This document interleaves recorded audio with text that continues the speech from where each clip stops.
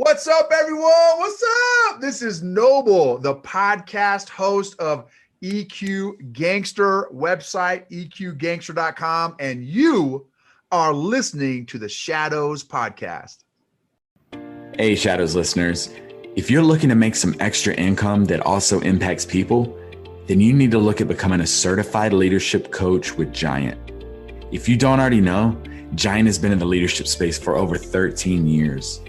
I got certified through Giant in 2018, and I've been teaching ever since. Just to give you some context, they used to own and operate the John Maxwell brands. They ran the LeaderCast conferences where Jim Collins, Henry Cloud, Malcolm Gladwell, and Simon Sinek, just to name a few, were regular speakers. They have over 500 coaches worldwide, working in over 127 countries, and are being hired by companies like Google, Chick-fil-A, Pfizer, Delta, and more. And yes, you can do this too.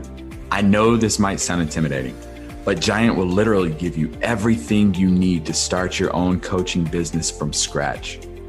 You get hands-on training from top-level coaches to learn the exact methodology and tools that six-figure coaches are using.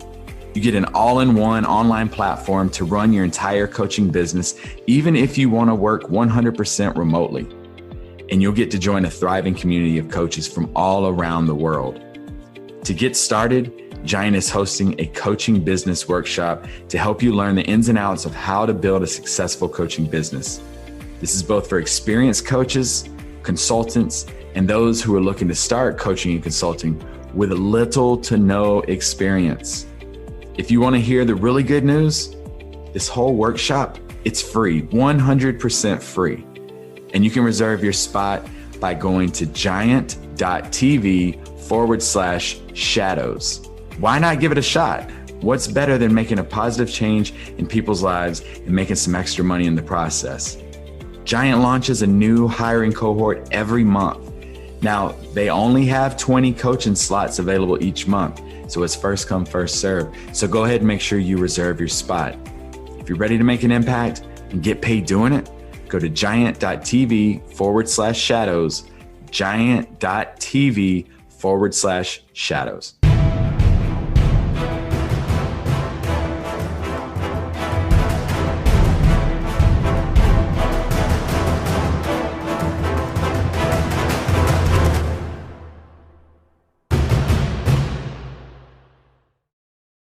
All right, everybody, I want to welcome you to another episode of The Shadows podcast. I am your host, Trip Bodenheimer, and today I'm excited to have with me Dr. Steve Yacovelli. Did I say that right that time? You did. Okay. He is known as, awesome name, the Gay Leadership Dude, owner and principal of TopDog Learning Group. Sir, we connected, maybe like a month or two ago? Something like that. Yeah, some the beginning of summer or so. Yeah, okay, maybe a little bit longer. But yeah, it was awesome connecting with you. I'm glad we finally were able to hit the record button today. How's everything with you? Everything's well. I mean, all things considered, I'm a glass half full kind of guy, so things are trucking along. Okay. Well, we're going to get started here with some rapid fire questions for you. Okay. First one, and we're going to get into this. You have experience with Walt Disney World. Yes. What's the most underrated Disney character? Ooh, that's an awesome question. The most underrated Disney character, and I guess it would depend on who you talk to, but I'm a massive fan of Mulan for a couple reasons. One, I actually had friends who worked on it because I was one of the few that was actually animated here in Central Florida where I live. But I think, there's the live action one that came out, which was pretty awesome, kung fu moves and stuff. But the original animated feature was pretty cutting edge then, having, talking about gender roles and just different ways to be your authentic self. I think out of all the princesses, she's the most underrated and she shouldn't be. Okay. I'm going to go with Figment. Imagination, man. I like Figment. Yeah. Favorite horror movie? I'm not a big horror fan, to be honest with you, but if I had to pick one, it would probably be the Evil Dead series. You could pick which one because they're all pretty much interchangeable. Bruce but Campbell. Because it's it's campy. Yeah, it's awesome. But it's cheeky, kind of campy horror fun, and that's a little bit more my genre. Okay. Well, how about sci-fi? We were talking about sci-fi before we. Sci-fi. I'm equal Star Wars and Star Trek. And you throw in literally any Marvel thing out there, animated or live action, doesn't matter. That's all in my wheelhouse. Okay. You're not a DC guy. I am a DC guy. I'm a mix of, if I have a comic book collection behind me in the closet. It's a mix of both Marvel and DC. So I'm equal opportunity, but I think just to nerd out, I think Marvel did everything absolutely right by weaving in the entire universe with TV and with animation, and how they've done everything together from a storytelling perspective. DC, I think, missed the boat on that one. I really do too. Yeah. Well, speaking of comics, for our listeners out there, if anybody has their hands on one of the new Batman 89 comics, I'm looking for one. So hit me up. Something on your to-do list that never seems to get done. Marketing. As a small business owner, I'm trying to get better. I'm trying to outsource that, especially not even just marketing, but my social media marketing is not my jam, but I'm working on it. Okay. And then if you could try one job for a day, what would that be? Pizza maker. Really? Pizza, like in Italy or like Domino's? No, like a really awesome boutique, like make everything from scratch kind of space. Actually, when I was a kid, my dad and I would make pizzas, and we just buy the dough and all that. We'd make it in the kitchen. And I always thought, you see those beautiful brick ovens and there's slide of pie in there. I just think that'd be pretty cool to do at least for a day. Yeah. Okay. No, that's a pretty good answer. All right. Well, you survived rapid fire. Woohoo! Now, I like to say like the elevator ride. So for a listener who knows nothing about you, in about 90 seconds, tell them who you are. So, hello, my name is Dr. Steve Yacovelli, pronouns he, him, and his. I'm the owner and principal of TopDog Learning Group, also known as the Gay Leadership Dude. And at TopDog Learning Group, we like to focus our doghouse in the center of three kind of different but complementary areas. We look at leadership and organizational development. We play around with diversity, inclusion, and creating a sense of belonging in the workplace. And we look at change management and being resilient in times of change. And we focus on one or all three of those through things like formal training classes, webinars, keynotes, coaching sessions. And we primarily work with some Fortune 500s and large not-for-profit folks. Okay, a little under 90 seconds. That was good. Ding! Oh. There's my elevator. It's my floor. So if you don't mind, tell our listeners about your upbringing, your childhood. I grew up in the burbs of Philly, so I like to say that I'm a Philly guy, although I was successful in dropping the "use guys" and some of the other words that my family still uses. Not as inclusive as it could be, but pretty awesome, middle class childhood. Mom was a secretary at an elementary school. Dad was a machinist at a factory for pretty much his whole entire career. The youngest of three, older brother, middle sister, and then me, the baby of the family. And it was pretty decent. I mean, I was a nerd growing up, as we just geeked out on comic books and things of that nature. And when I was, I played saxophone, so I was a little band nerd. I did theater. I tried every sport under the sun except for football, and I was horrible at pretty much all of them except for tennis. I was a little bit of a stout kid growing up, so that kind of went against my athleticism, if you will. But it, I have to say, in the grand scheme of things, and talking with other friends and folks around me, I had a pretty blessed childhood. Parents are still together 55 years later. I'm very fortunate to have them still around in my life, call them several times a week. I taught them how to FaceTime during the pandemic, which was pretty awesome. And, it was a pretty good childhood in all things considered. Good at school, wasn't the head of the class, but was close to it up there. And things were pretty decent, I have to say. I was pretty lucky. You went on to Millersville University of Pennsylvania, is that correct? I did my undergraduate. I was when I was shopping for colleges after high school. or during high school. I was looking at like Penn State. My dream school was Penn in Philadelphia. I was putting myself through college. Parents were going to try to pay a little bit for year one, but they, again, working class family. So student loans was always hanging over my head. So I ended up going to Millersville. Millersville is one of the state schools in Pennsylvania. In Lancaster County, it was, at the time, I think it was about 3,000 students. It's grown.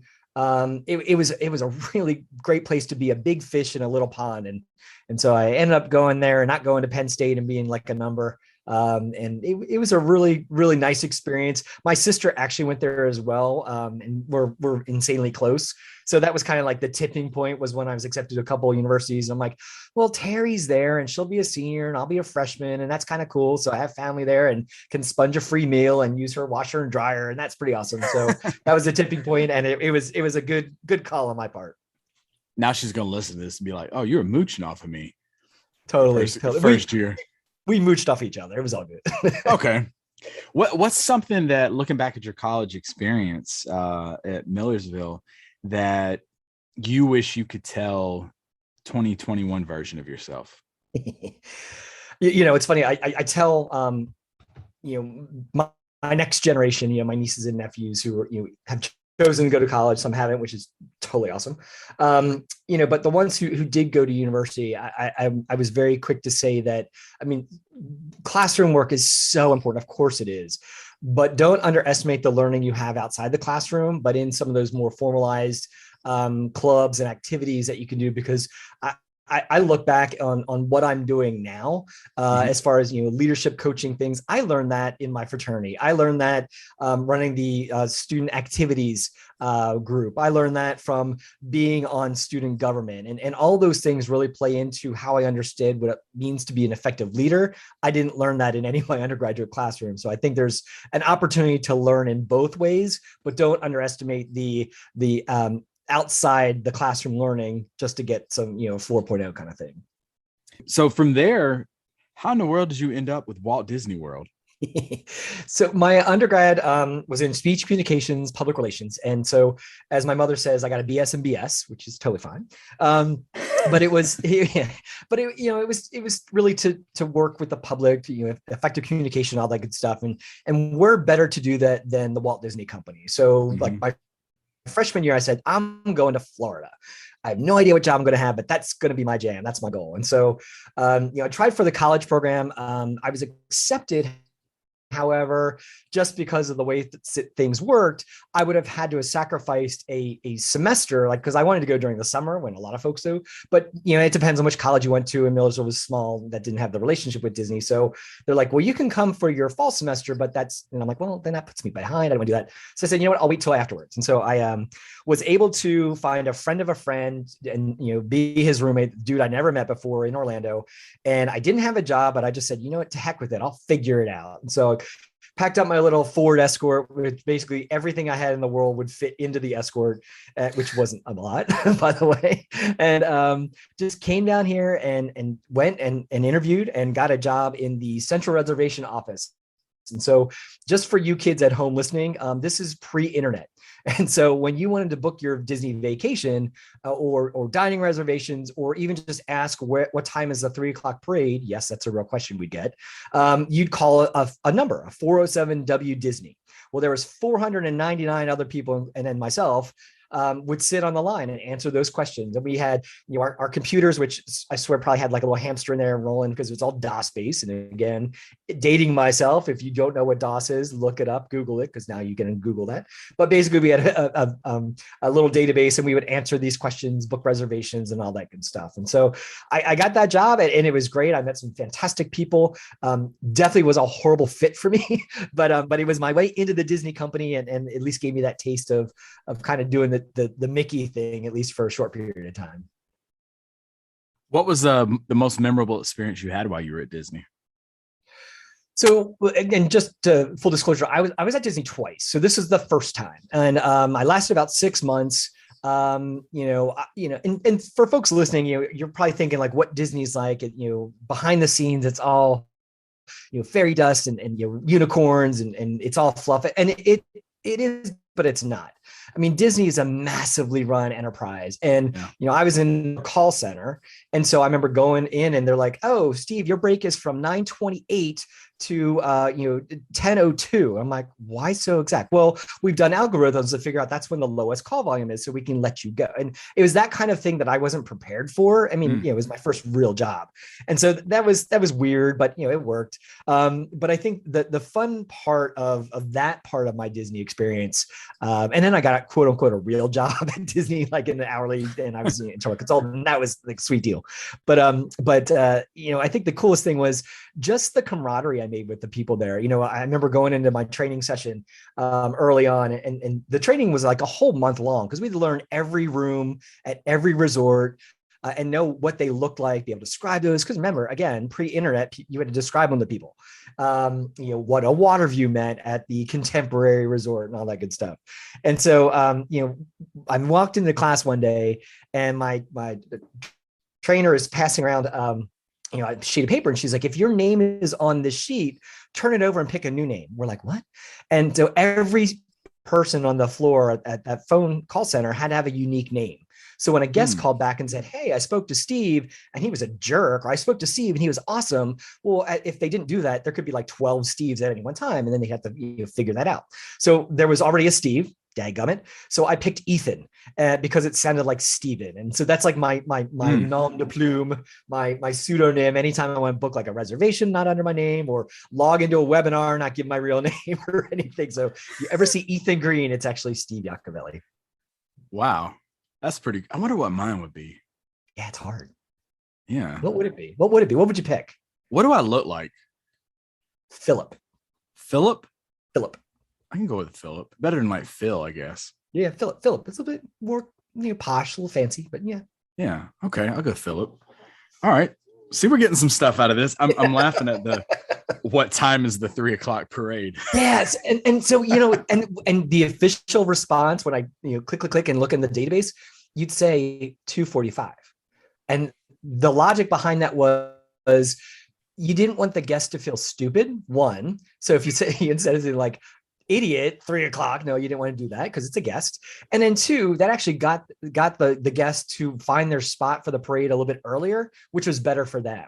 And there was all these like well thought out scripts like that. But yeah, what time's the 3:00 parade? 2:45. And so you might want to get ready for that now, folks. You want to get some cutthroat people. You try to take somebody's little curb seat during that parade. Oh, that's their spot. Oh, yeah, it gets brutal. Okay, so your first time at Disney, you said you were there about 6 months. Is that when you started working on your master's at Ohio State? No, so I was there for about 6 months, and it was kind of making my world, trying to figure out, okay, this clearly was not my ending spot. Where would I going to go next? And so, like I said, I threw everything in my little Ernie Escort, which wasn't a lot. I was sleeping on a futon, and by futon, I mean like just the sponge kind that fold up. It wasn't even like one that was wooden. And so one day, and the only possession I had was my mountain bike because I bought it in college. I strapped it to my little Escort. That was my like one prized possession. So I remember one morning, but several months into it, and I'm a young kid. It's my first time away from my family, that far. And so there's a bit of homesick happening there. And I woke up one morning and I rolled over from my little sponge and I heard squish. And I'm like, what the hell?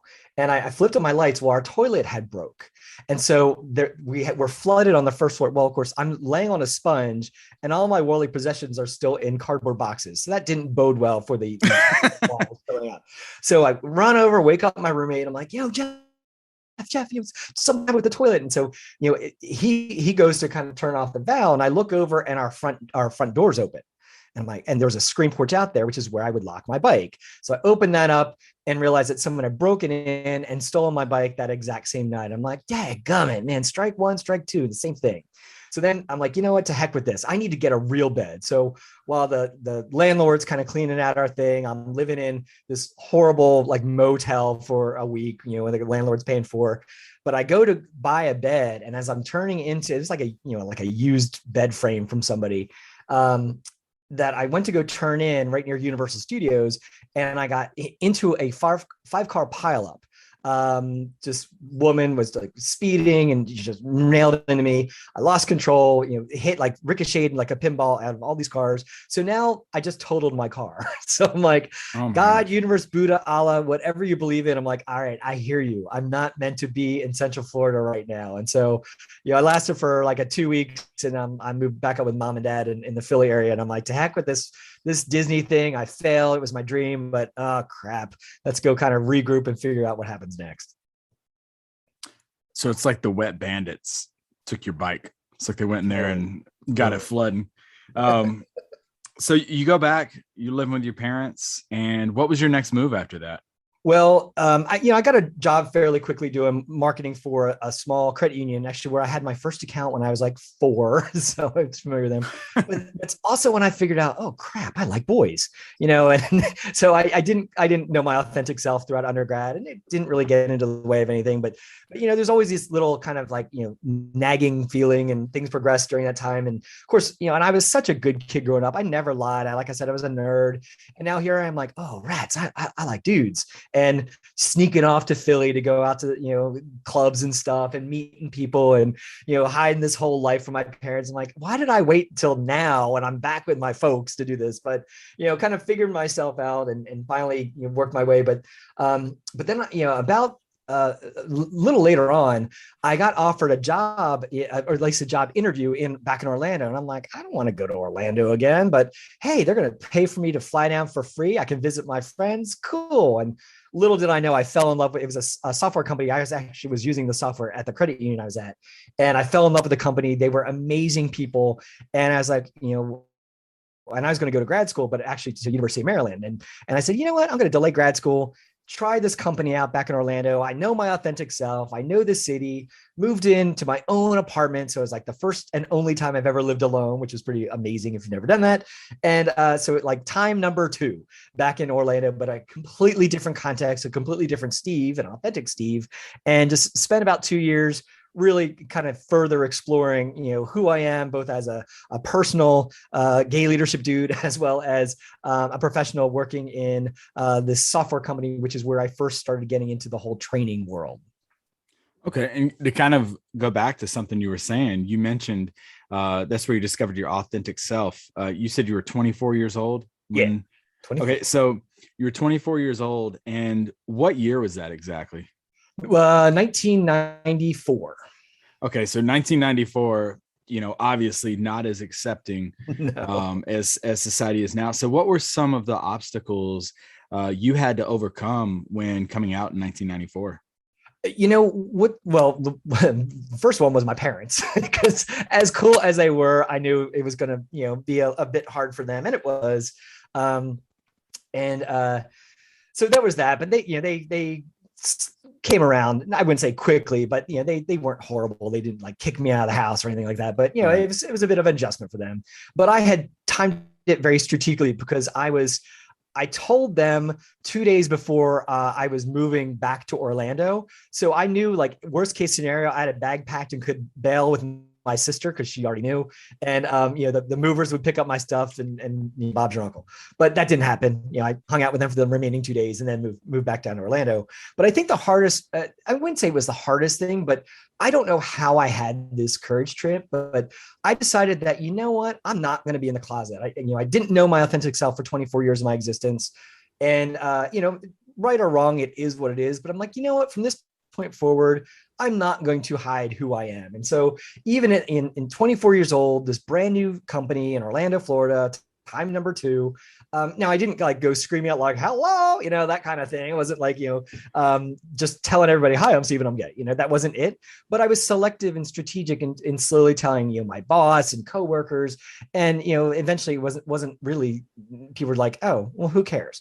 And it was such a cool environment. Like, I'm still friends with the people from that team to this day. It was, talk about understanding what true team is in a workplace. Yeah. These people were awesome. And I think that just really fanned the flame and reinforced the behavior that, what, closets are for clothes, not for people. And, this is a cool experience. Just be your authentic self, and to heck with those who don't like it. That's actually awesome that everybody was accepting as they were, because you hear horror stories about stuff people had to go through. Yeah. Oh yeah.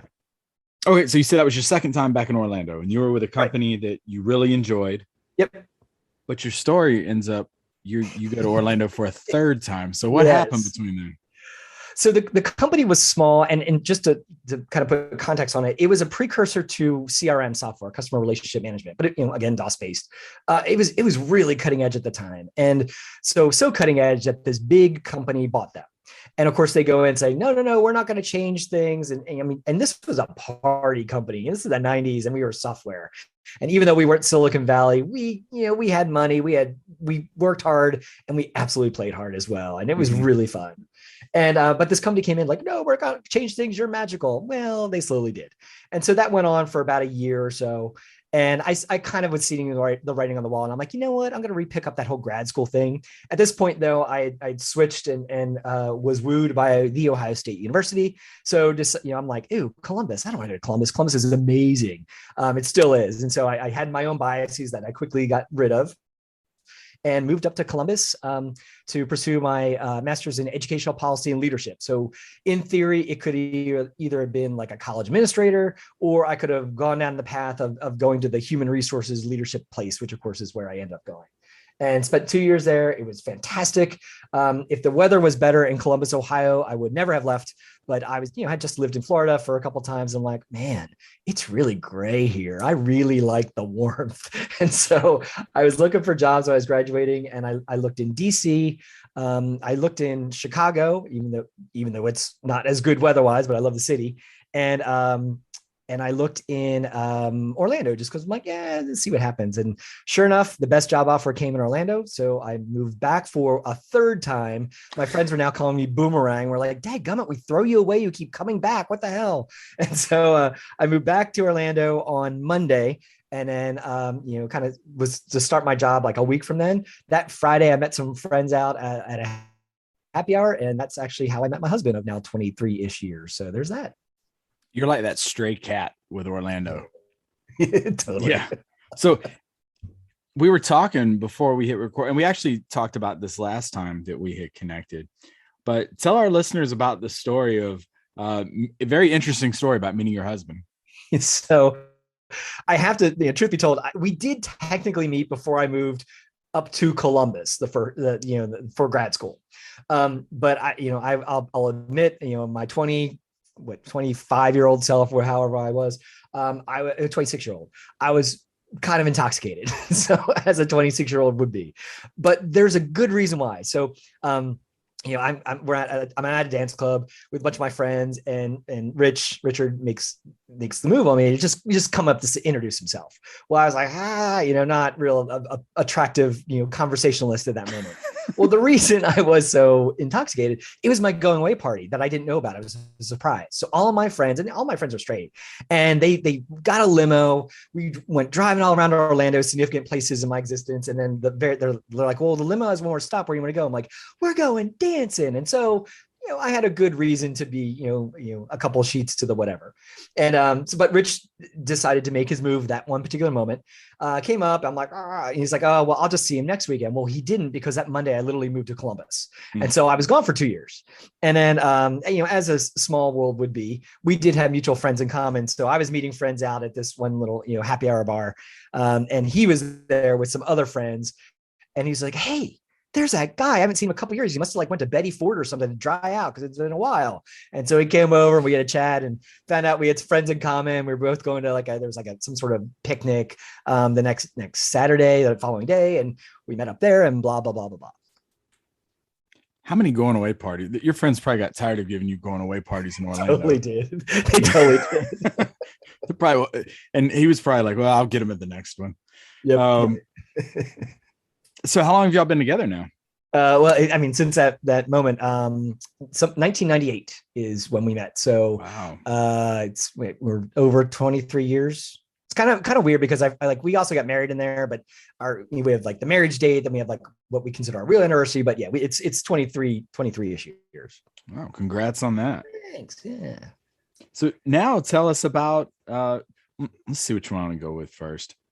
I'm gonna ask you about that nickname, the gay leadership dude. Where did that derive from? I blame my publisher in a good way for it. So I have a couple of books out there, but Pride Leadership Strategies for the LGBTQ Blue Leader to be the King or Queen of their Jungle, my latest book. I was in the midst of writing it and kind of working with my publisher, Jennifer Grace. And she's a brilliant marketer. Like she thinks marketing, even though she's a publisher, which is great. And so, in the early stages of editing, she's like, well, what's your personal brand? I'm like, what? She's like, your personal brand. I'm like, well, TopDog Learning Group. She's like, no, that's your business.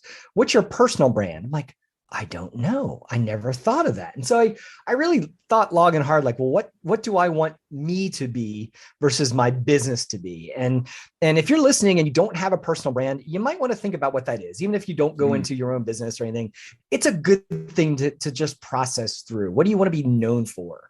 And so, I'm writing a book on leadership, targeted toward the queer community, but allies are very welcome to enjoy my bad dad jokes with solid leadership humor. It seems to resonate pretty well with everybody. But thinking about that, I'm like, well, the gay leadership dude, if I use that, immediately three things about me. One, I'm gay.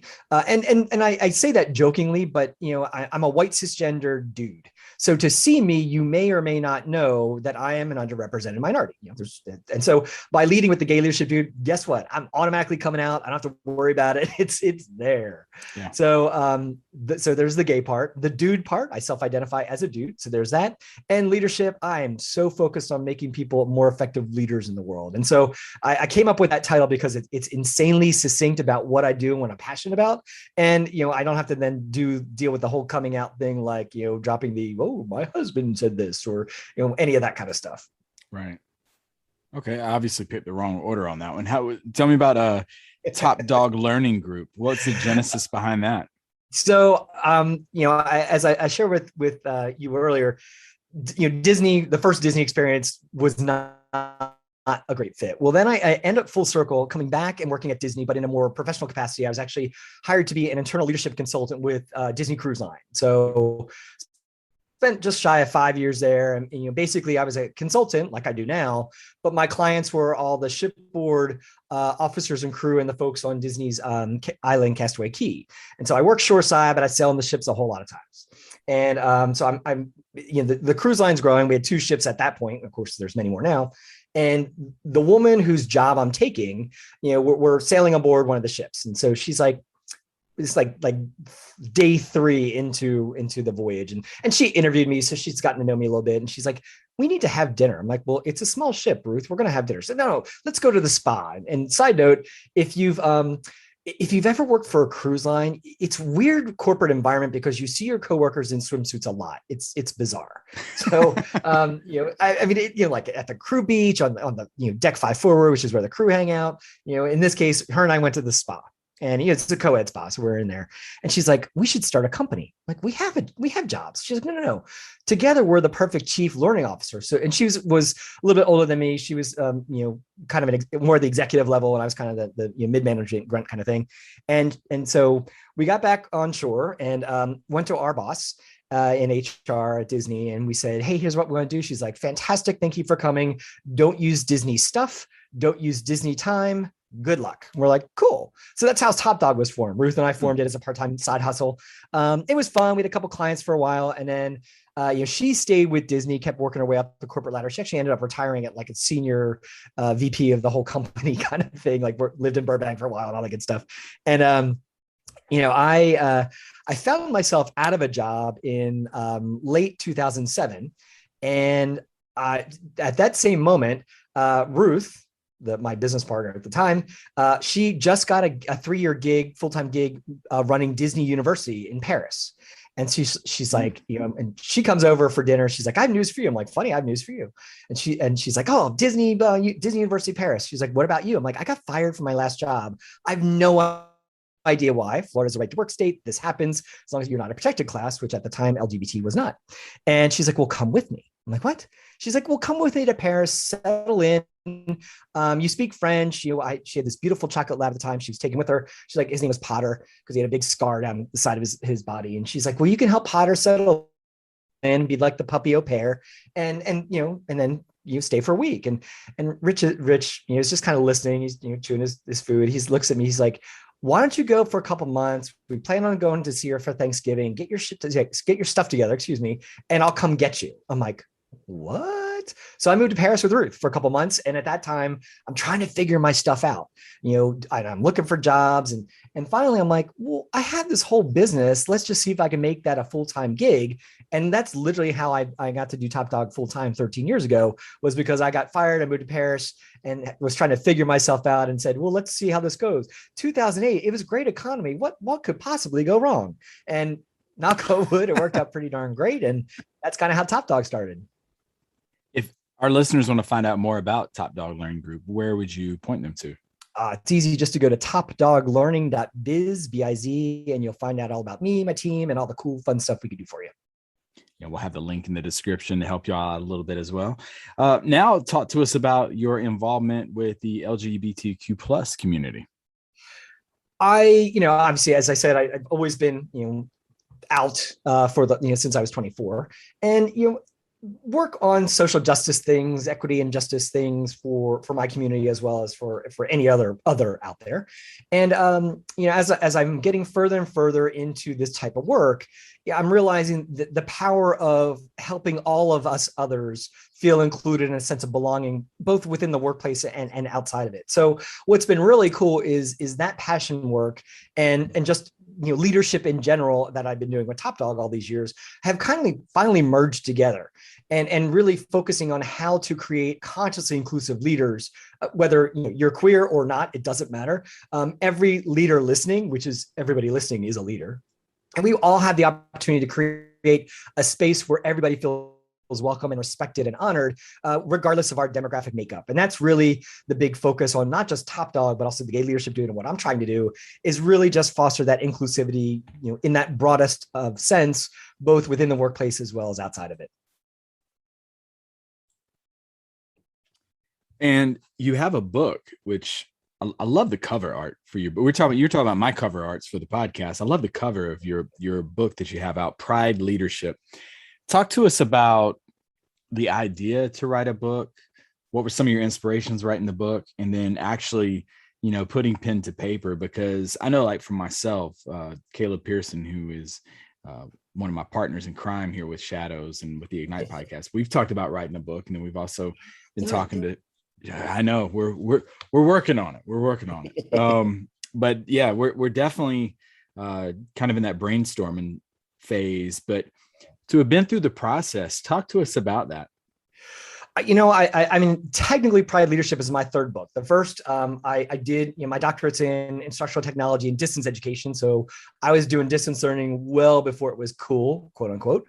But I did publish my dissertation only to get the ISBN credit. So if you Google, Dr. Steve Yacovelli, there's the first book that pops up, and it's on Amazon. Every once in a while, I'll get like a 22-cent royalty check, and I'm like, Mom, did you buy my book again? She's like, oh. But there's that book out there, and like I said, it was just my dissertation published. Then I tried my hand at self-publishing, and I know a lot of people have some fantastic success. I did not. And my second book was called Overcoming Poopy E-Learning, which was, thank you for laughing, by the way, those who are. But the idea was that there was so much, there is so much crap online learning out there. And I wanted to kind of help people think through how to not just build good online learning, but also to recognize it. And so that's kind of how Poopy E-Learning came about.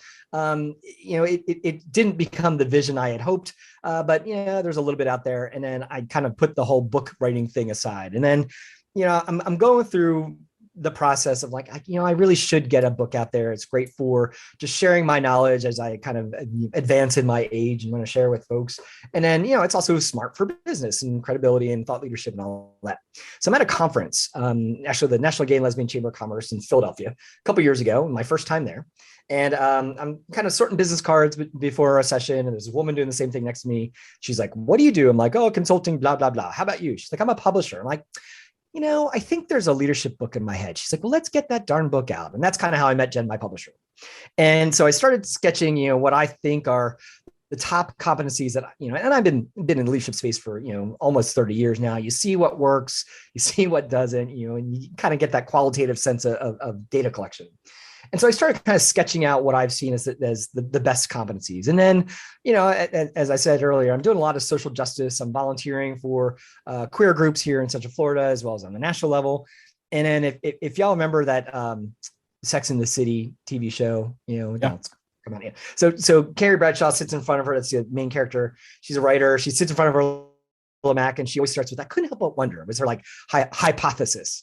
And so I couldn't help but wonder, is there something about the queer experience that gives you an opportunity to exercise leadership competencies just differently than our straight brothers and sisters? It doesn't mean it's better or worse. It's just different. And so that's kind of the foundation that I talk about in Pride Leadership. And so I focus on 6 competencies within the workplace, just really starting to think through what I have seen as really making or breaking the difference for a leader. It's being authentic, having courage, leveraging empathy, effective communication, fostering relationships, and shaping culture. And so that's kind of the competencies I talk about, and then I put them through the rainbow lens. So, for example, authenticity. Well, if obviously, anyone who's being authentic in the workplace, that's awesome. But if you're a gay man or a queer person who's actually out in the workplace, that's really being your authentic self. If I'm a trans person who's being my true authentic self, that's amazing. That's power. And how do you then take that and channel it into more effective leadership? And that's kind of the framework that I talk about within Pride Leadership. What is the most rewarding thing you've heard from someone since your book's been out? The book, it's become like more than just a book. There's a workbook, there's an audiobook, there's a whole online 8-week leadership program that I've created around it. And that and the book itself are really where I'm hearing people say, you know what, I read your book and it literally helped give me the courage to do this or to say that. And I just had one of my coaching clients who's in my online program, and she's a straight woman. She's an ally. She wanted to go through the program. She's like, I would not have gotten my promotion had I not especially read your chapter on courage and having the courage to politely stand up for my rights, to be heard and respected. And that was one of the things my boss cited in order to approve the transfer for me. And I'm like, whoa, that's cool. So it's people taking to heart the stuff that I guess I sometimes take for granted just having done it. And that's really, really a nice thing to hear. That's awesome. That's got to be so rewarding to get feedback like that and know that you're really impacting people. Well, another, obstacle, hurdle that thrown at all of us. You mentioned 2008 and some stuff that happened then, but you may have heard of it, COVID. How did that impact you? So, one of the things that TopDog Learning Group does is, we go to a client and we do training, stand-up training, as I say. And so, it's not just me. I have an army of awesomeness, as I call them, a bunch of 1099 contract workers who, we'll go. And like I said, we work with large companies. So for a couple, we're like the quote unquote certified leadership vendor where we do all their leadership programming. And so for 3 of those clients, we book the year by February. So, and it's 6-figure kind of contracts. So they're pretty big. And so, the client books us. So we book I knew where I was going to be the entire 2020 year travel wise for work anyway. And so did my 3 consultants who are on this particular project. Well, of course, as we all could guess, no one wanted anyone on site. No one went to offices. Little did they want training to happen at that moment in time. So in the course of 2 weeks, I lost all of my business, 100% of what I sold for 2020. And so I had 0 cash flow. And much like a lot of folks, I was like, well, insert expletive here. And I was beside myself. I had also positioned myself. So Pride Leadership as a book came out, no pun intended, in June of 2019. And that was, and then I knew February of 2020 was when I was launching my 8-week online training program. I was working to build up my keynote business, which, all of those were starting at the beginning of 2020, going all throughout the year, especially in June, because, hey, who doesn't want the gay leadership dude talking to them, during Pride Month and all that good stuff. So I had like 7 keynotes sign up. I was excited for that brand new revenue stream, all the work that I was doing, my top doggers. And then womp, womp, womp, it just all imploded. And I freaked. And I remember having a chat with my husband. He's, I'm 2020 is the year I turned 50, which yay, great time to have a milestone birthday, which I'm sure other folks can relate to. But, I'm trying to figure out, what do I do? I mean, I'm about to be 50. I just lost every shred of revenue I have. And these are my quote unquote money making years. What the heck do I do? And so I was really lucky that it was one of those physician heal thyself moments where, I'm like, well, I'm coaching people how to be awesome leaders and be successful. Let me listen to my own darn advice. And so I really kind of went inward and started thinking, what can I do? How can I position myself just to help others? I teach classes on being resilient in times of change. Well, dadgummit, Steve, dust that stuff off, throw it out there and see what sticks. You have a doctorate in distance learning. This is the time to use it. You focus your area on being an effective communicator around leadership. Do it. And so all these little voices are going on my head. And so I turned all those face-to-face keynotes. I went to each client and said, look, I can make this just as engaging virtually. Let me do it. They're like, okay. I went to my clients that we lost everything and said, look, you're going to need to still do leadership stuff at some point. Let us know when you're ready, and we'll convert all that face-to-face classroom stuff into something else. And they're like, all right, hold on, we'll figure that out. I went to, I was launching my online leadership program anyway. So I just said, you know what, let's adjust this a little bit differently and really amp up the marketing and open the doors and discount it because people need something to do. And all those strategies actually paid off. And I'm insanely surprised, but happy to say that 2021 is exponentially the best year we've ever had in the 13 plus years we've been around. It's crazy. I've just booked double the amount of work for 2022 already because clients are like, you know what?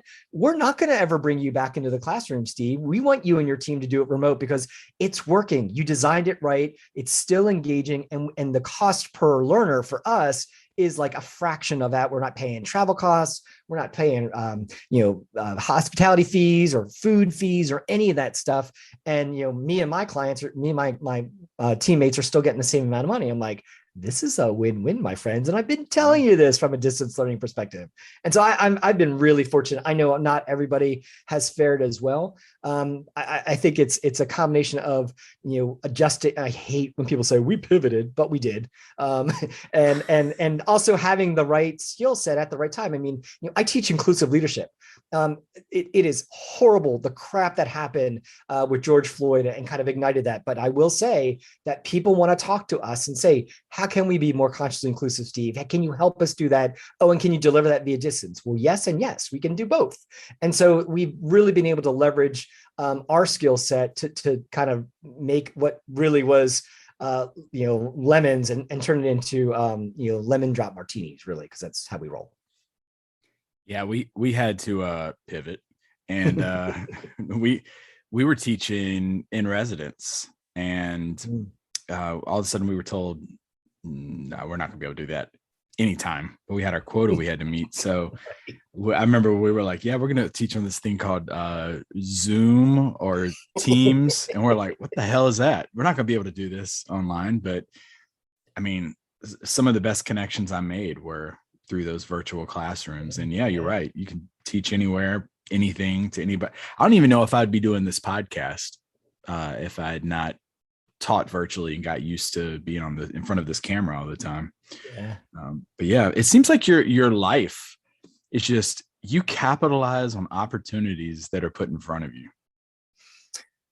I think that's a really, really fair assessment, Trip. And I can't figure out where I learned this. Like I said, I mean, I didn't have a lot of adversity growing up. I was just that middle of the road, middle class, blue collar family kind of thing. It's not like I had a lot of money, not like, my parents worked their butts off, but, I worked too. And so, but it wasn't horrible. I didn't have those massive things. Even, when I finally figured my authentic self out, sure, I had a couple friends and even family members who just like, you get away, your, insert bad word here. But for the most part, I'm like, screw you. I got love over here and I'll just focus my energy there. And I think it is the glass half full, positive view of the world. And it's not the Disney, oh boy, everything's awesome. It's not that. That's pretty good. Thank you. Hey, it's part of the training, you have to do that as well. But it really is, and I do teach this both in my leadership programming as well as the change management and resilience programming. Is we're all given crap, but what do you do to turn that into something else? And absolutely, you have the opportunity, and you should healthily do the woe is me for a moment. Allow those emotions to do what they need to do, but then don't wallow in them. Say, okay, well, that kind of sucked. Well, what can I do now?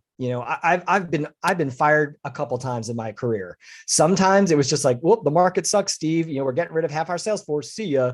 Or it's like, for reasons I still don't know to this day. But each time I'm just like, well, that's not what I planned. Well, blank. But you know what? Okay. And I had I not been fired from one job, I was downsized from that software company I was talking about.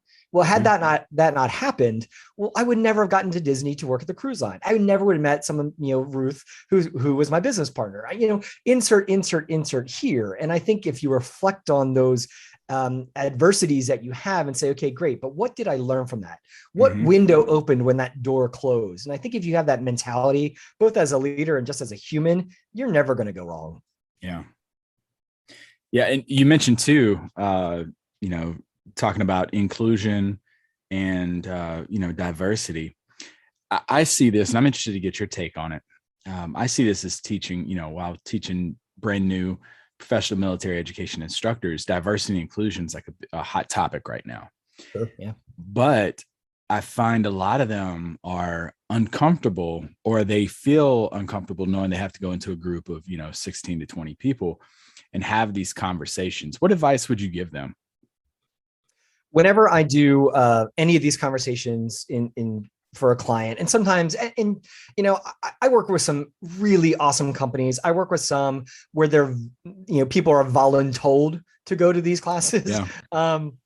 And I can tell who's there, and I try to meet them halfway. And I say, look, if you look at this workplace, at this organization, there's three reasons or three areas on why we want to engage in being more consciously inclusive. On one end of the spectrum, it makes the world better. It's just the right thing to do. Now, you may not be there yet, and that's totally cool. On the complete opposite side is it's going to keep us out of trouble. And, could be legal, could be whatever, there's that. So, I'm not a lawyer. I'm not here to teach that.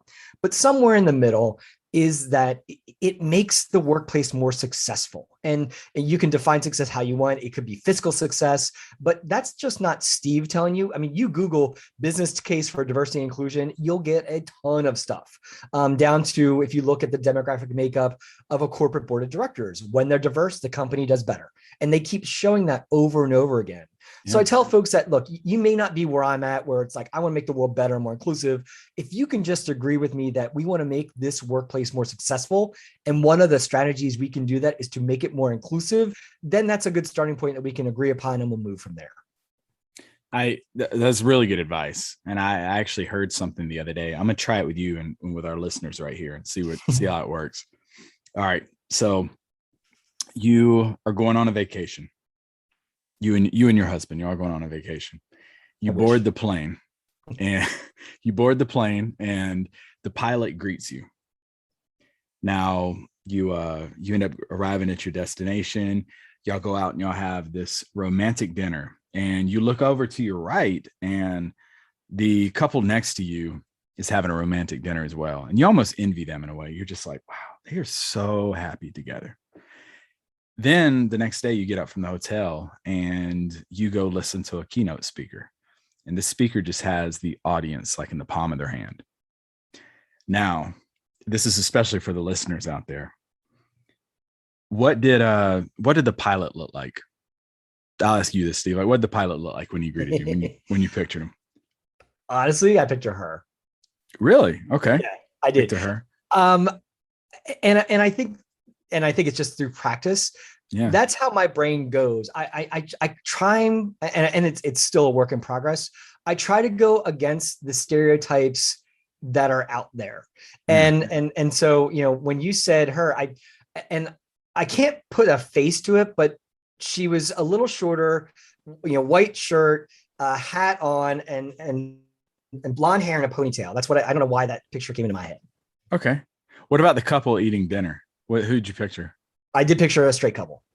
Okay. And what about the keynote speaker? It was me. You? Okay. Yeah, So you go to listen. speaker. Okay. Now, and that's perfect, because when I heard this the other day, and it was, they said, just visualize these three characters in your movie. And they were like, who pictured a black pilot? Who pictured a same-sex couple? Who pictured a female keynote speaker? And everybody's head was just like hanging down. It was like 33 people in there, because nobody, and even myself, I was like, oh my gosh, I pictured an older white guy flying the plane. I pictured, just a husband and wife. And then I pictured some guy, I pictured Steve up there talking. So it got me too. And I was like, wow. And then they were like, welcome to diversity. And I was like, ooh, that was pretty good. So I hopefully our listeners out there are, hanging their head now like, oh, I did the same. Actually, hopefully not. Hopefully you were very diverse with your cast there. But I'm gonna give folks an out who are listening. If you went down the quote unquote typical path, it's okay, because we create our own stereotypes and biases based upon what we're exposed to. I in my classes, I use the example of, what does a scientist look like? I have a lot of pharma clients, and I jokingly say this to them, like, what does a scientist look like in Steve's upbringing? Well, I turn on the TV and there's, Magnum PI, and there's a scientist, middle-aged white dude. And I always envision a square of granite. And that like one data point is just one drip on that square of granite. Drip, scientist. I go to watch James Bond. Who's the scientist? Middle-aged white dude. It's Q. Drip, drip. I go to my sixth grade chemistry class. Who's standing in front of the room? My white middle-aged teacher. Drip, drip, drip. So it's these continual exposures that start to shape the granite. And that's not our fault, but our opportunity is to make sure that we don't keep falling into those drips, and we aren't the ones causing those drips. Like when I create training and I have to put an image of an executive leader, I make sure that it's not a middle-aged white dude, because I don't want to keep making those drips. I want to combat those drips. Yeah, that's smart. That's really good advice too. Final thing for you. Real quick, I almost missed this. They want to get a copy of Pride Leadership. Where do they go to? You said Amazon. You can go to steveonamazon.com is the quick way, or we are always doing a free plus shipping. US addresses only, unfortunately, but you just pay for shipping handling. We'll put the link in the show notes, because my goal is to not make a gazillions of dollars on books. It's just to make people, whether that be queer leaders or awesome allies, just even more awesome leaders than they already are. All right. And I'll tell the listeners to make you $1 gazillion. Go out and get copies of his books. I'll settle for a good review on Amazon. Isn't that crazy? Like that's like with the podcast, like you can cut me a check all day long, but you give me a good review on theshadowspodcast.com. Oh my goodness. Exactly. Yeah. All right. Well, final comment, or actually before final comments, what do you want your legacy to be? My goal is to make the world more consciously inclusive, one leader at a time. And whether that's, it doesn't have to be a queer leader, that can be an awesome straight ally, but just for people to start to think, how can I create space consciously for any of the others out there, quote unquote, whether that be by, gender diversity, race, ethnicity, sexual orientation, gender identity, religious affiliation, whatever, I don't care. But how are we making space as leaders to be more consciously inclusive? And if I can make my little Steve Jobs ding in the universe with that, I think it's a life well lived. Well, you've got an incredible story, and you've been an incredible guest, and I'm so thankful for this connection. Awesome person connected us out there, Scott Mason. How'd you get connected with him? We have a lot of friends in common, and we're also one of the beautiful things about COVID is, I do a lot of networking and stuff, and I'm a member of the LGBT Chamber of Commerce, both nationally, and so believe it or not, you can be a gay certified business, and we are, and TopDog Learning Group is, and then there's chapters just like there's any Chamber of Commerce, and so through the beauty of COVID, I joined the New York Chamber. That's how I met Scott. Scott is one of my favorite people walking the face of the earth. He's fun. And then like you follow him on Instagram? I do. Oh my gosh, just watching his videos, and they're short, little 15-second clips, but so motivating. Yeah, he's good. Yeah, I need to make a trip up to New York and see him and Oleg and Adrian and some of the guests I've had on here. On my to-do list. You and me both. All right, well, that is going to wrap up this episode. Last comments for our listeners out there. So I'm actually working on the next book. So, kind of the next iteration of leadership. But I think for everybody who's out there, I think if you take away two things, one, know that you are a leader. You have influence and wield that influence wisely. And two, look at the glass half full, even if on your most horrible, terrible, no good, very bad day. If you're a parent, you know that book, because we really can make a difference. And your attitude is the very first place that we could do that. You got an awesome attitude. I appreciate you bringing that to the podcast. Folks, that is going to conclude this episode of the Shadows Podcast.